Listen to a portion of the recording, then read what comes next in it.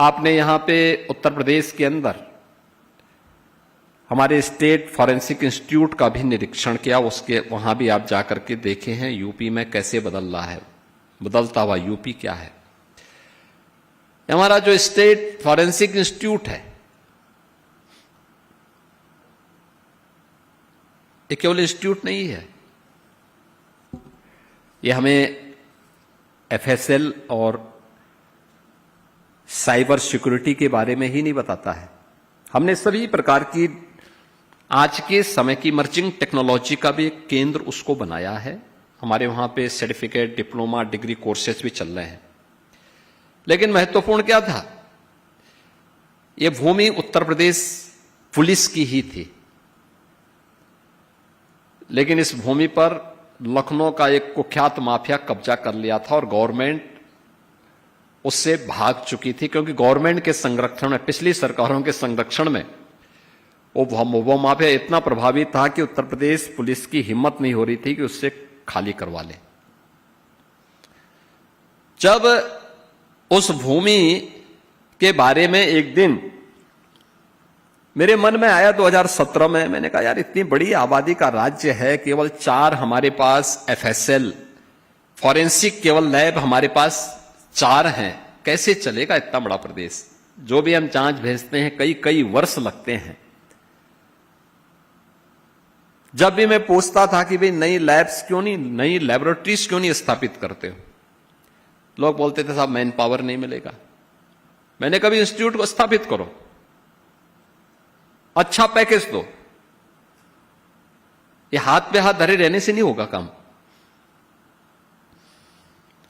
एक दिन यूपी के डीजीपी, और देखो डीजीपी भी कब लेके आए, जिस दिन रिटायरमेंट के ठीक समय में वो मेरे पास एक फाइल लेके आए। तो मैंने कहा ये क्या है, मैं सोचा कि हो सकता है कि अपना एक्सटेंशन का लेकर के आए होंगे। तो मैंने कहा ये क्या है, तो उन्होंने कहा साहब जो है आप फॉरेंसिक इंस्टीट्यूट की बात कर रहे हैं, यूपी पुलिस की ही लैंड है लेकिन एक माफिया का कब्जा है। तो मैंने कहा ये तो हमारा सबसे प्रिय विषय है।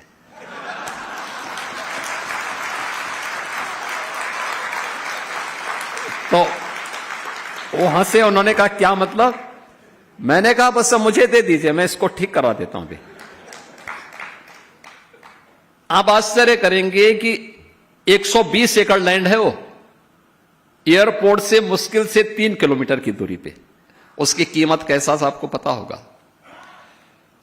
और अच्छा समय आया, मुझे बताया, उसने डीजीपी ने मुझे बताया, कहा साहब वो प्लॉटिंग करना शुरू कर दिया है। मैंने कहा घबराइए मत। मैंने कागज निकाले उसके, फिर मैंने कहा रेवेन्यू बोर्ड में किस अधिकारी ने इसके पक्ष में किया था, कब किया था, निकालो उसकी पूरी कुंडली निकाल दो। निकाला, बोर्ड ऑफ रेवेन्यू के चेयरमैन को बुलाया, मैंने कहा तत्काल इसको स्टे करो। वो हाई कोर्ट गया, मैंने इधर एफआईआर लॉन्च करवाई, और फिर वहां पे अगले दिन हमारा बुलडोजर पहुंच गया था। पहली बार जब लखनऊ में उसने बुलडोजर देखा तो उसके बाद वो तुरंत आया सिलेंडर कर, उसने कहा साहब आप एफआईआर में कुछ मत करिए, मैं पूरी लैंड गवर्नमेंट को हैंड ओवर कर रहा हूं। मैंने कहा तो हम ले ही चुके हैं, तुम्हारे कहने से कुछ नहीं होने वाला है। लेकिन याद करना, आगे से अगर कहीं तुमने यूपी के अंदर लैंड कब्जा की तो मान के चलो कि तुम्हें यूपी में कोई ठिकाना नहीं मिलेगा।